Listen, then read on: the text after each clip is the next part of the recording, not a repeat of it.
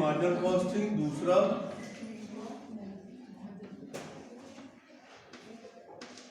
Absorption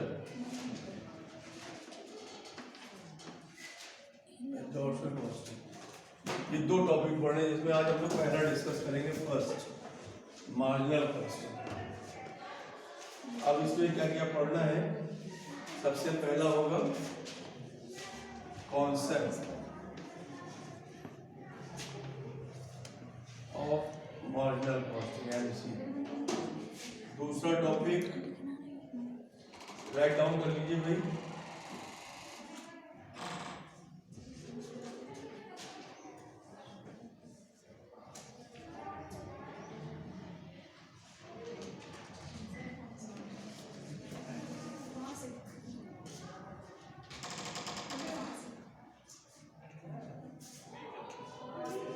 इसके बाद basic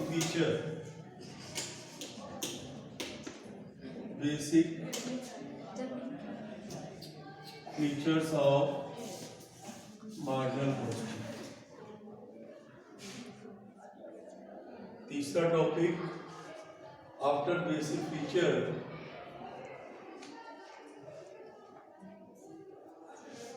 calculation of marginal costing. Calculation of marginal costing, ये तीन टॉपिक डिस्कस करेंगे under this unit 5th marginal costing. First of all discuss the concept of marginal costing. What do you mean by marginal costing? Is the first statement write down related to marginal costing. Please write down, लिखिए marginal costing is a management technique of cost analysis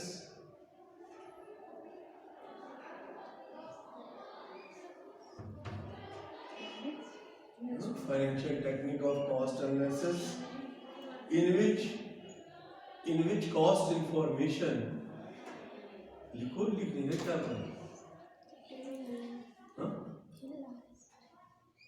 हिल रहा है क्या? Table किधर वाले में है? इस वाले में।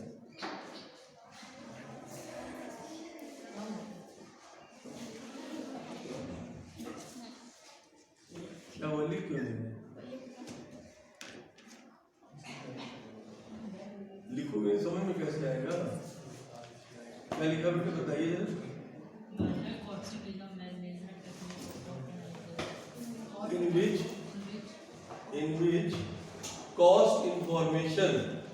in which cost information are presented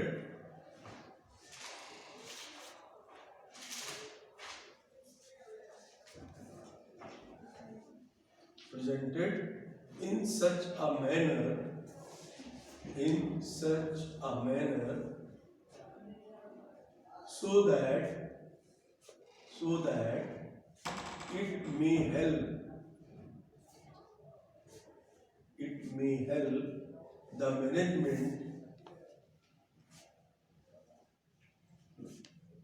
is cost control management in cost control and various managerial decisions।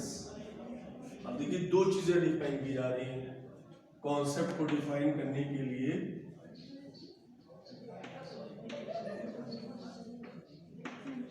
Managerial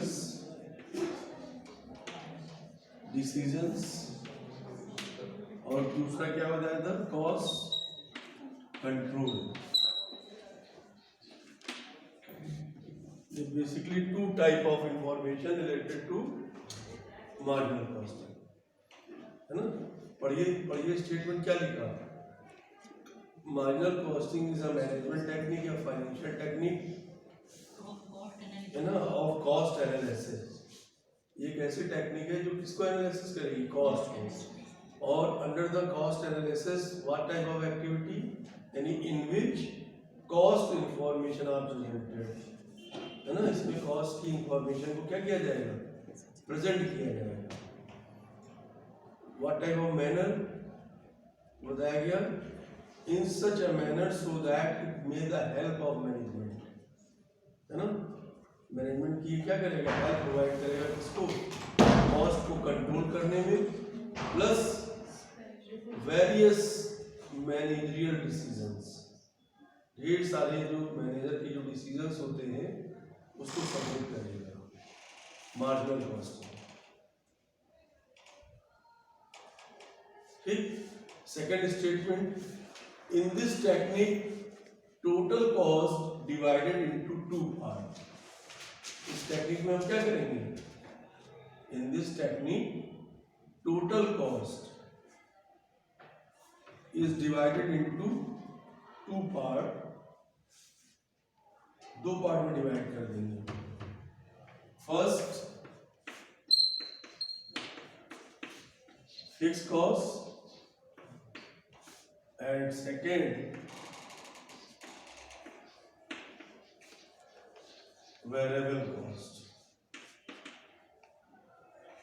total cost को क्या करेंगे, अंडर द मार्जिनल कॉस्ट दो पार्ट में डिवाइड कर देंगे, फिक्स कॉस्ट और वेरिएबल कॉस्ट।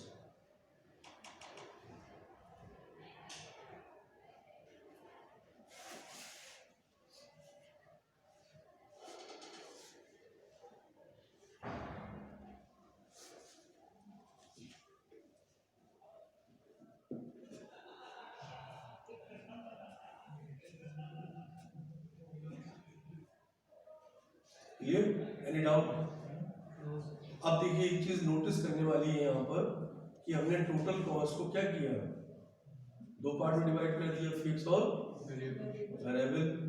और जब आपको स्टार्ट किया गया था कॉस्ट वाला टॉपिक तो आपको बताया गया था, एक बेसिक चीज बताई गई थी कि अंडर द कॉस्ट हम क्या करते हैं, कॉस्ट का मतलब क्या होता है, cost means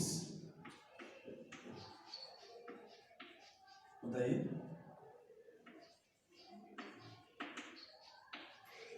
estimation of expenses। Cost मतलब क्या होता है, खर्चों का अनुमान लगाना है।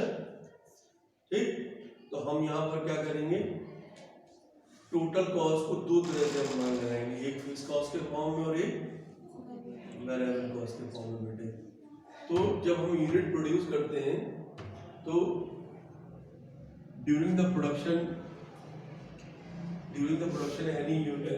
any number of unit, suppose that 2000 unit, ठीक,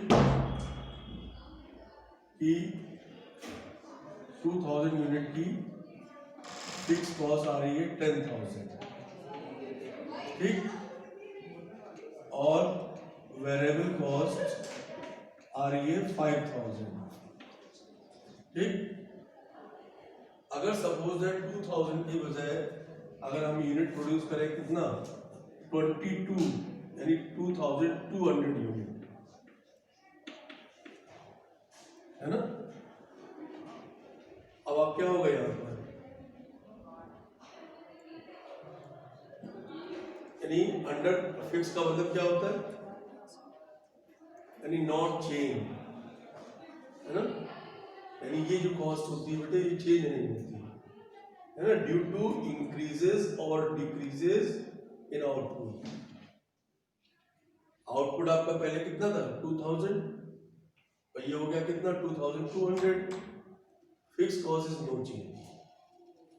फिक्स का मतलब होता है कि ये इट इज नॉट अफेक्टेड, है ना, ड्यू टू इंक्रीजेस और decreases in output, but variable cost it is affected due to increases or decreases in output। समझ रहे हैं, जो वेरिएबल कॉस्ट होती है बेटे वो अफेक्टेड होती है। पहले तो ये आप राइट डाउन कर लीजिए, लिख लीजिए अपनी लैंग्वेज में, fix cost is not change due to increases और डिक्रीज इन आउटपुट, और सेकेंड स्टेटमेंट राइट डाउन कर लीजिए, variable cost is affected due to increases or decreases in output, है ना। बात समझ में आ रही है ना, नहीं समझ में आ रही, क्या छोड़ दिया? नहीं, क्यों रिपीट कर दिया? आपने क्या सुना? कहाँ ध्यान था आपका? हाँ? रामायण बता रहे हो क्या? एक चौपाई छूट गई, कोई फर्क नहीं पड़ता।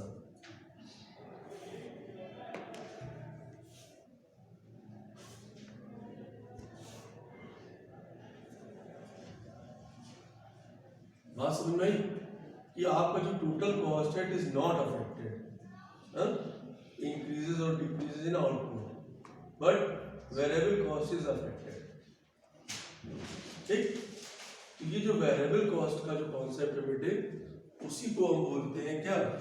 ये जो वेरिएबल कॉस्ट है ना, इसी की जब हम एनालिसिस करते हैं तो ये कहलाता है क्या? Marginal cost. मतलब एक यूनिट के घटने बढ़ने पर due to one unit only, है ना, जो अफेक्ट आता है, उसी को जब हम स्टडी करते हैं तो वो कहलाता है क्या? Marginal cost.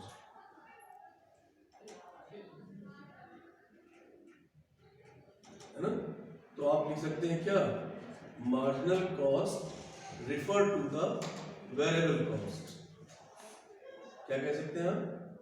मार्जिनल कॉस्ट, जब आप ये दो स्टेटमेंट राइट डाउन कर लेंगे, डिक्रीजेज इंक्रीज वाली बात जो बताई जा रही है आपको, तो उससे आपको क्लियर क्या हो गया? उससे ओवरऑल आपको ये क्लियर हो गया कि marginal cost refer to the variable cost. वो वेरिएबल कॉस्ट को कर रहा है, एक्सप्लेन कर रहा है। ठीक, दूसरी बात आपको इसमें राइट डाउन करनी पड़ेगी कि what type of element involve in variable cost, है ना? समझ रहे हैं ना? What type of variable, what type of element. तो आपको दूसरा स्टेटमेंट लिखना है, variable cost consist of direct expenses, direct material कर दीजिए पहले। जो वेरिएबल कॉस्ट की बात हो रही है, इसमें डायरेक्ट मटेरियल, डायरेक्ट लेबर और डायरेक्ट ओवरहेड, ये तीन चीजें कंसिस्ट की जा रही है।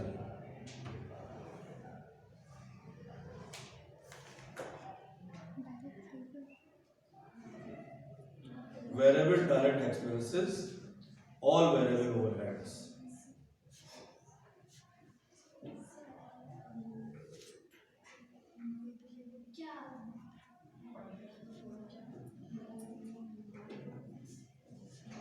ठीक, क्लियर? जब मैंने आपको कॉस्ट शीट पढ़ाई थी तो उसकी प्राइम कॉस्ट के बारे में बताया था, बताइए। जो कॉस्ट शीट का टॉपिक उन्होंने पढ़ा था, स्टेटमेंट ऑफ कॉस्ट, उसमें मैंने आपको प्राइम कॉस्ट के बारे में पढ़ाया था। प्राइम कॉस्ट में क्या था? Material consume plus direct expenses, याद है? याद है ना? डायरेक्ट वेजेस, डायरेक्ट लेबर, या डायरेक्ट एक्सपेंसेस, इनको हम ऐड करते हैं इसमें मटेरियल कंज्यूम में, तो क्या बन जाती है हमारी प्राइम कॉस्ट। तो उस तरह से अगर देखा जाए तो यहाँ पर भी हम केवल किस चीज को इन्वॉल्व कर रहे हैं? हम सिर्फ डायरेक्ट मटेरियल को इन्वॉल्व कर रहे हैं, डायरेक्ट लेबर को इन्वॉल्व कर रहे हैं और डायरेक्ट ओवरहेड्स, जो वेरिएबल ओवरहेड्स है, उनको केवल ले रहे हैं। ये इसमें एक वर्ड और ऐड कर दीजिए, V, direct variable overheads and all variable overheads, है ना? यानी डायरेक्ट भी इन्वॉल्व करेंगे plus all variable overhead, VO। जब मार्जिनल कॉस्ट स्टडी करेंगे बेटे, वहां पर इसको लेंगे। तो इस तरह से एक नेक्स्ट स्टेटमेंट बन जाता है क्या? कि prime cost is equal to marginal cost, क्योंकि वहां पर भी यही हो रहा है, प्राइम कॉस्ट में भी यही हो रहा है। तो हम प्राइम कॉस्ट यानी marginal cost is equal to prime cost, ये इक्वेशन हमारी बन जाएगी अंडर द मार्जिनल कॉस्ट। समझ रहे हैं?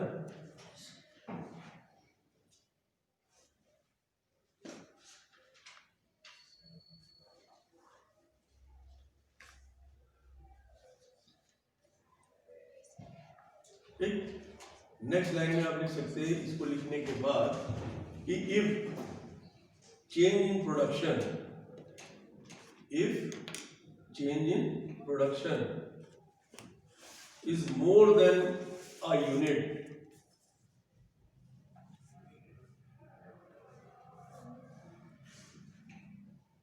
more than a unit, then per unit average, then per unit average marginal cost can be obtained by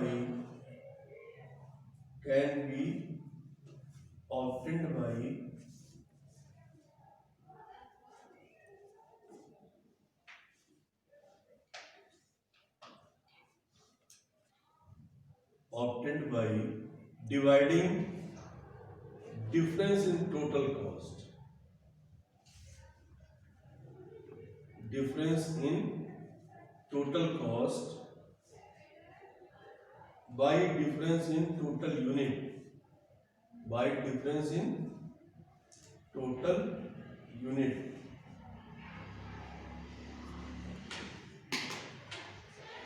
ठीक, अब देखिए ये जो इक्वेशन दी गई है MC is equal to PC, इसको जैसे जो हमने स्टेटमेंट लिखा था या जो ऊपर मैंने यहाँ बता रखा है उस हिसाब से इसको क्या कह सकते हैं, यानी MC इज इक्वल टू क्या हो जाएगा, PC प्लस ऑल वेरिएबल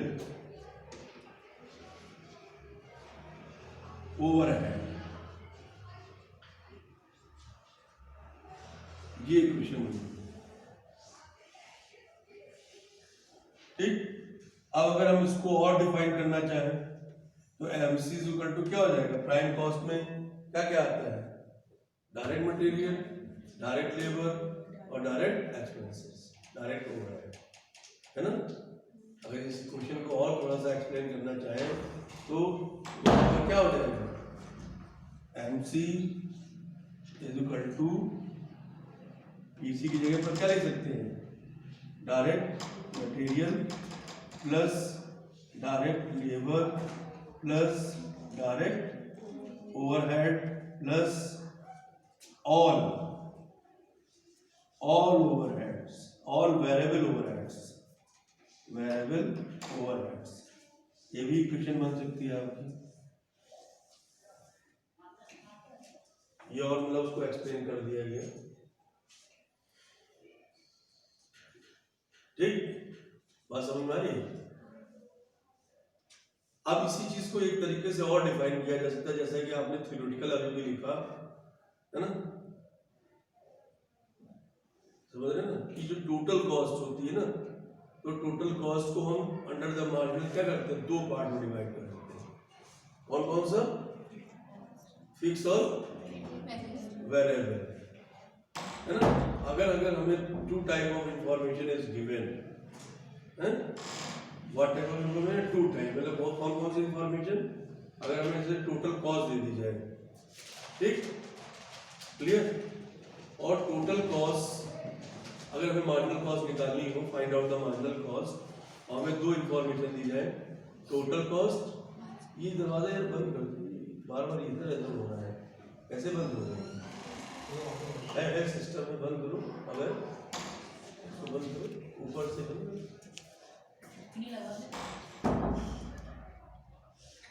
नीचे वाला लगा, नीचे वाला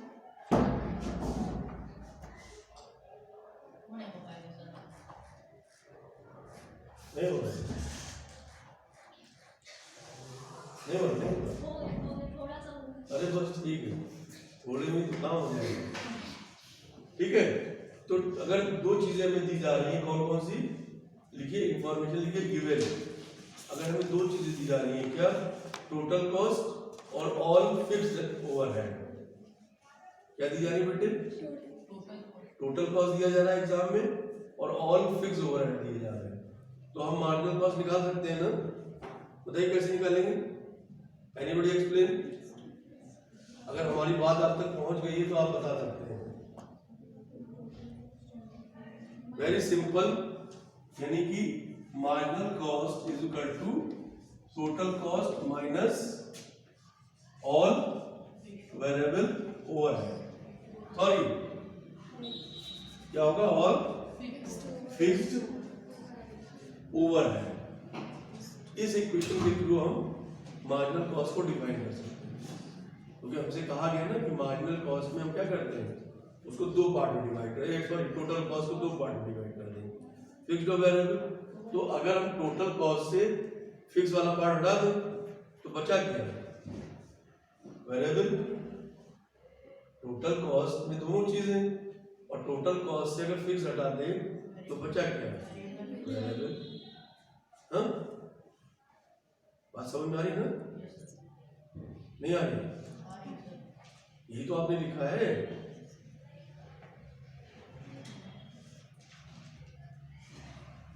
तो ये क्या था जो आपने पढ़ा अभी, इस टॉपिक का क्या नाम था,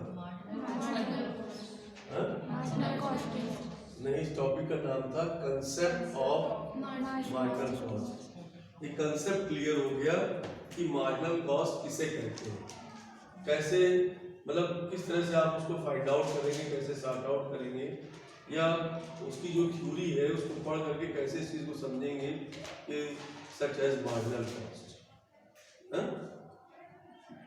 आप लोग सारी बातें राइट डाउन की हैं ब्रीफ में जो मार्जिनल कॉस्ट को इंडिकेट कर रहे हैं, है ना। और फाइनली आपके दिमाग में भी ये बात बैठ जानी चाहिए कि अंडर द मार्जिनल कॉस्ट यानी refer to the variable cost. जब भी हम वेरिएबल कॉस्ट स्टडी करेंगे दैट मीन्स मार्जिनल कॉस्ट, क्योंकि डिफरेंट इक्वेशन के थ्रू ये बात एक्सप्लेन की जा चुकी है और स्टेटमेंट में भी लिखाई जा चुकी है। Any doubt anybody? Second topic, basic feature of marginal cost is a theoretical aspect. Basic feature, तो बेसिक फीचर में बताया गया, पहला फीचर इन्होंने डिफाइन किया है technique of cost analysis and presentation. Technique, पहला फीचर्स है technique of cost analysis and production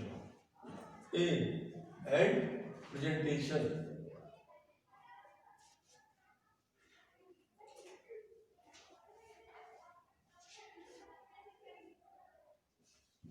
ठीक, यहां पर सिर्फ आपको ये बताना है कि जो मार्जिनल कॉस्ट होता है बेटे is not a separate and independent system of costing. मतलब मार्जिनल जो कॉस्ट होती है वो कोई सेपरेट और इंडिपेंडेंट सिस्टम नहीं, समझ रहे हैं आप।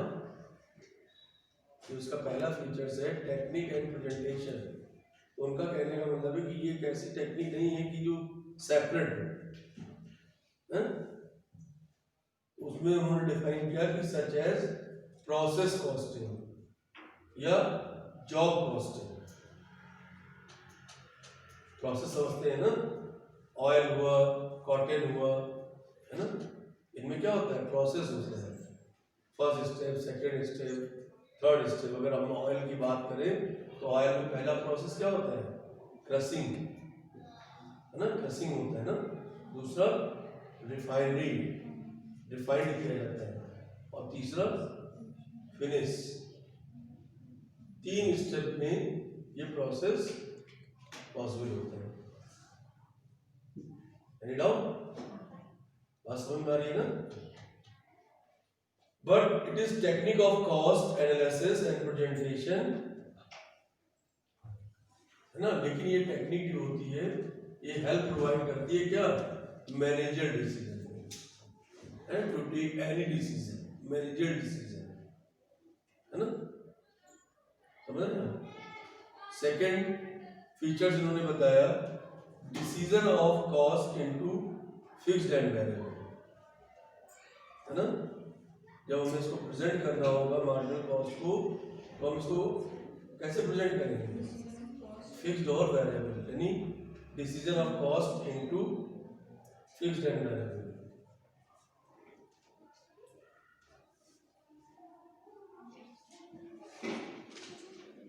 ठीक, लेकिन पता है इसमें एक चीज और इन्वॉल्व हो जाएगी। जब हम फिक्स्ड और वेरिएबल की बात करेंगे बेटे, मतलब मार्जिनल कॉस्ट की हम जब बात करेंगे तो वहां पर एक चीज आ जाती है सेमी वेरिएबल। एक नई चीज इन्वॉल्व हो जाएगी, क्या? Semi variable. फिक्स्ड वेरिएबल में वेरिएबल वाले पार्ट से रिलेटेड एक अडॉप्ट किया है, क्या?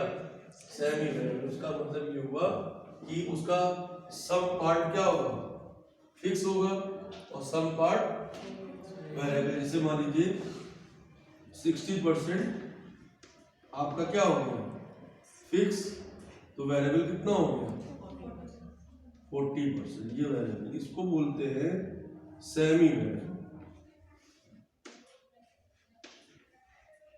सेमी वेरिएबल जिसमें सम पार्ट फिक्स और सम पार्ट वेरिएबल, समझ ना? ये सेकंड फीचर्स था। थर्ड फीचर्स है period cost and product cost.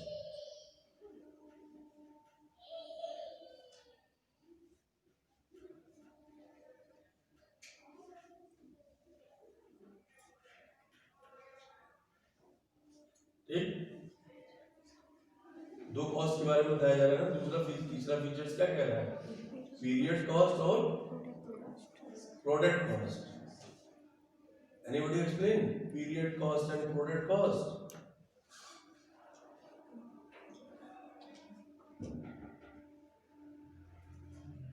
बताइए। नहीं मानो तो ये जो फिक्स कॉस्ट है आपकी, ये वाली, ये ट्रीटेड एज पीरियड कॉस्ट। इसको कैसे ट्रीट करेंगे हम? पीरियड कॉस्ट के फॉर्म में। फिक्स कॉस्ट आप लिख सकते हैं, fix cost treated as period cost, but product cost is such as treated variable cost.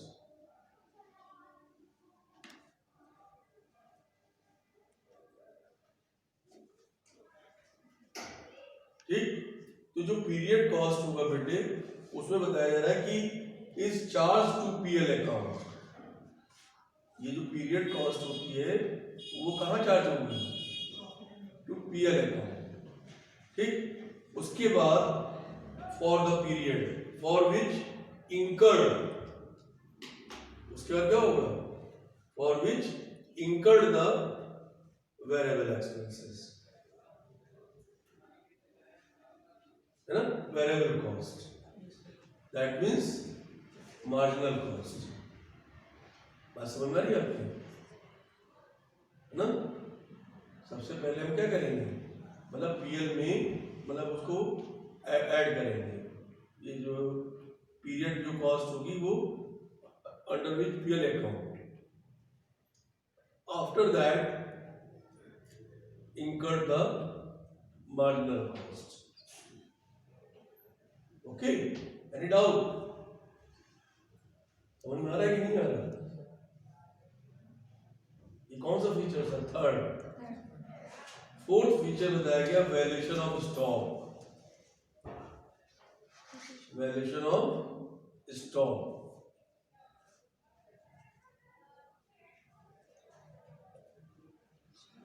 सबसे पहले स्टॉक के बारे में बताइए। स्टॉक कितने तरीके का होता है? स्टॉक के बारे में आप क्या जानते हैं? तब हम ये कॉन्सेप्ट, ये फीचर्स क्लियर कर पाएंगे, आपको अच्छे से बता पाएंगे। अगर आप मतलब स्टॉक ही नहीं जानते तो हम कितना भी समझा दें आपके समझ में नहीं आएगा। बताइए स्टॉक के बारे में आप क्या जानते हैं? Anybody explain? स्टॉक ये होता है या स्टॉक क्या होता है? बताइए, थोड़ा सा एक्सप्लेन करिए तो हमें आज समझाना आसान हो।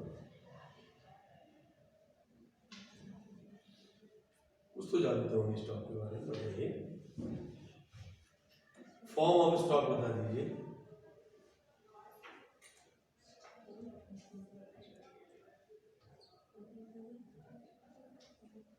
देखिए,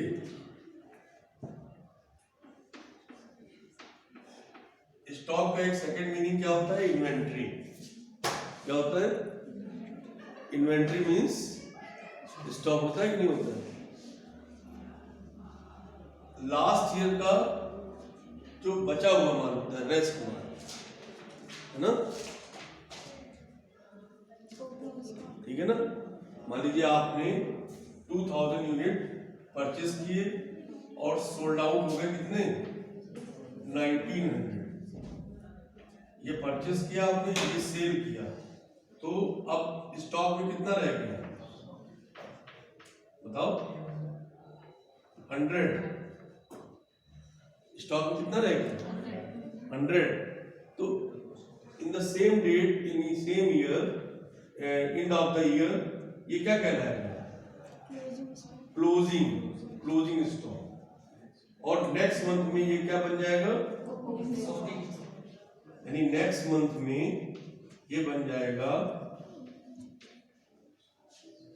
ओपनिंग स्टॉक। यानी लास्ट ईयर का क्लोजिंग नेक्स्ट ईयर के लिए क्या होता है, ओपनिंग।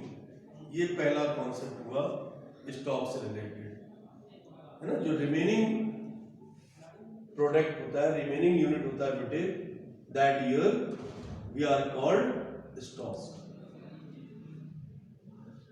अगर आपको लगता है कि फिर भूल जाएंगे, नहीं याद रहेगा, तो आप लिख लीजिए इसको, रिमेनिंग गुड्स या remaining unit that year we are called stock.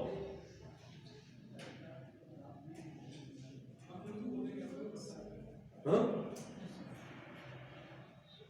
बात समझ में आ रही है। और वो दो तरह का होता है, ओपनिंग और ओपनिंग कब होता है, नेक्स्ट मंथ में। क्लोजिंग कब होता है, same year, end of the year, that year, है ना। Any doubt. अब आते हैं फॉर्म ऑफ स्टॉक पर।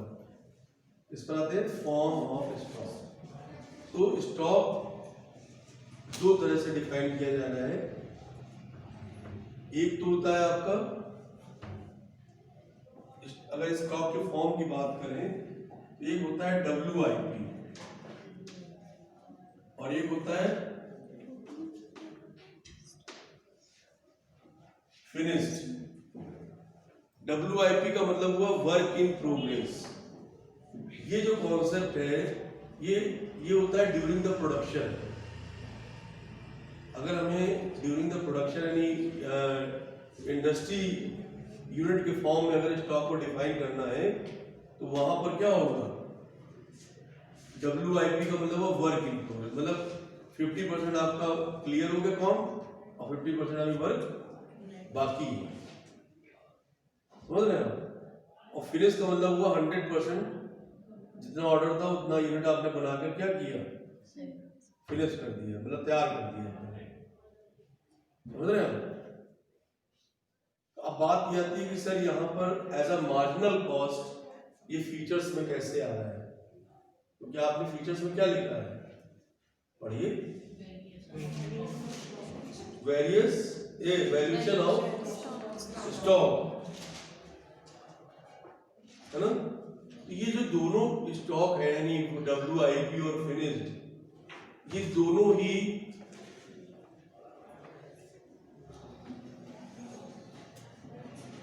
Valued at marginal cost. अगर इन दोनों को वैल्यूड करना है, WIP और फिनिश को, तो वो हम किस पर वैल्यूड करेंगे, वैल्यूड एट मार्जिनल कॉस्ट। इसको जब भी हम वैल्यूड करेंगे तो बेस्ड ऑन यानी वैल्यूड एट मार्जिनल कॉस्ट, इसलिए that is a feature of marginal cost. Okay, and down. आई वो बात समझ में आ गई होगी। हाँ, next, determination of price and next calculation of profit.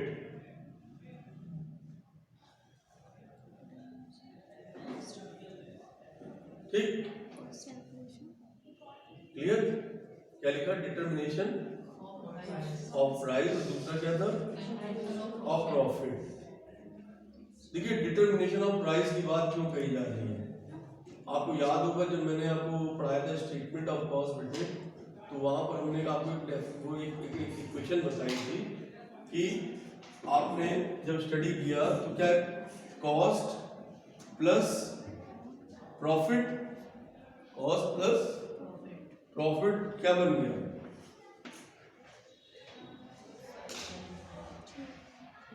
Selling price बना कि नहीं बना? कॉस्ट प्लस प्रॉफिट क्या बना? सेलिंग प्राइस बना। तो ये जो फीचर्स की बात की जा रही है यहाँ पर कि ये डिटर्मिनेशन ऑफ प्राइस है ना, और उसको जब मैंने आपको डिफाइन किया था, जब कॉस्ट को डिफाइन किया था, तो सबसे पहले प्राइम कॉस्ट थी, उसके बाद वर्क कॉस्ट। जब हम फैक्ट्री के खर्चे जोड़ते हैं तो क्या निकल के आती है? Work cost. और जब हम ऑफिस के खर्चे ऐड करते हैं तो क्या निकल के आती है? Cost of production, that means office cost. और उसमें ऐड करते हैं उसके बाद क्या बताइए? Selling and distribution expenses. क्या ऐड करते हैं? तब बनती है क्या? Total cost. That means cost of sale. क्या बनती है? Cost of sale, that means total cost. तो एज अ मार्जिनल जो एनालिसिस हम लोग कर रहे हैं, स्टडी कर रहे हैं एज अ फीचर्स, तो उसमें आपको ये बताना होगा, इस पॉइंट में लिखना होगा सेलिंग। लिखिए selling. Selling price is determined on the basis of marginal cost plus contribution, यानी कि फॉर्मूला क्या हो जाएगा? Selling price is equal to marginal cost plus contribution.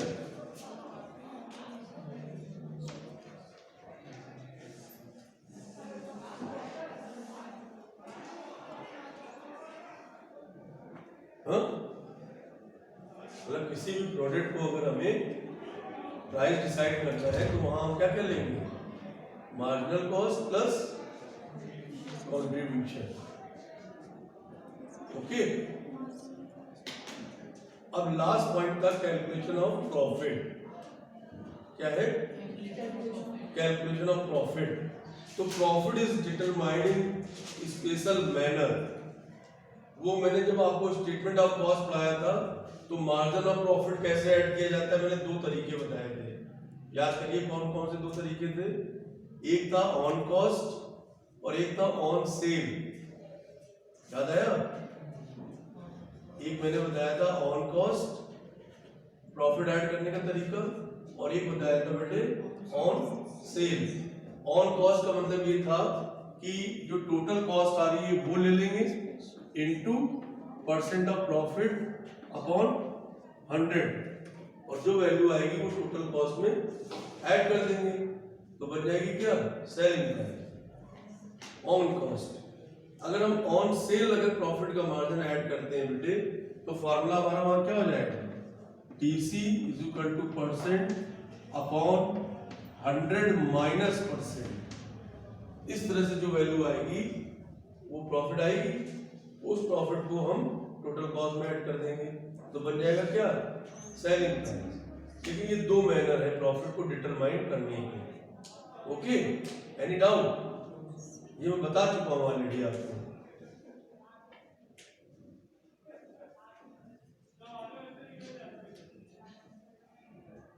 ठीक। अब यहां पर बात आ रही है कि यहां से कैसे प्रॉफिट को डिफाइन करना, what type of manner involve the marginal cost. तो यहां पर आपको राइट डाउन करना है कि टोटल मार्जिनल कॉस्ट। देखिए, total marginal cost is deducted from total sales revenue.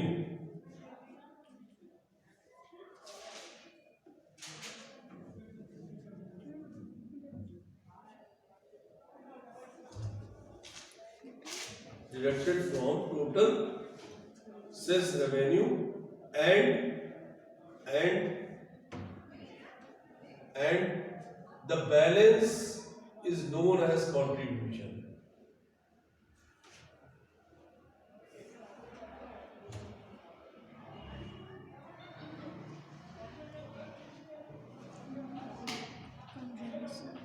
है ना? सेल्स रेवेन्यू जब marginal cost is deducted from The total sales revenue is known as contribution.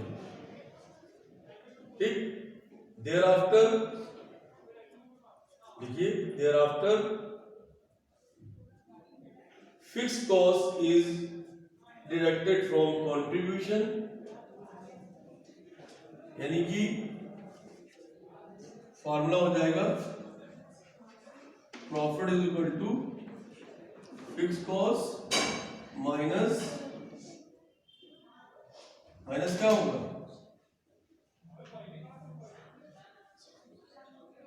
Minus contribution, है ना, minus contribution, यानी fix cost से अगर contribution minus हो जाएगा फ्रॉम कंट्रीब्यूशन, उल्टा बता दिया क्या, है?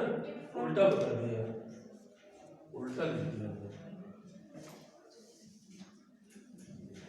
कंट्रीब्यूशन माइनस फिक्स कॉस्ट, तो क्या निकल आएगा, ये features under the marginal cost, समझ रहे हैं? आई होप की सारी फीचर्स आपके नाम आएगा। Yes sir. इसका वेदुल सर। अच्छा, ठीक है भाई, तो आई होप बात समझ में आ गई सभी की। हाँ, अब इसके बाद जो नेक्स्ट टॉपिक है क्या है, calculation of marginal cost. 30 minute हो गए कि नहीं हुए? ज्यादा हो गए? Yes sir. हाँ, तो बस 30 मिनट का ठीक है, बंद कर दो।